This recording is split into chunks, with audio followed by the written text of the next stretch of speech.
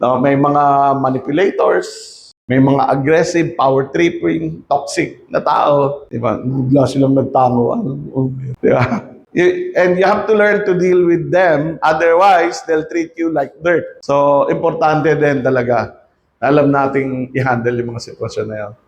Ano yung mga techniques that we can use when we're dealing with different kinds of manipulative behaviors from others, no? And apply assertiveness for transforming conflicts into productive conversation and collaboration. Posible ba na yung conflict becomes a means for cooperation? How do you transition? Ano yung technique? I'm going to show you a technique that's so simple but also very powerful. We'll role play on that. Yung may away, may inisan or may and then that leads to from conflict to problem solving. How do you shift, especially when you're dealing with complaining customers? How do you deal with that so that it stops becoming a conflict and it becomes a collaboration for problem solving and decision making? Of course, create an action plan to put learning into action.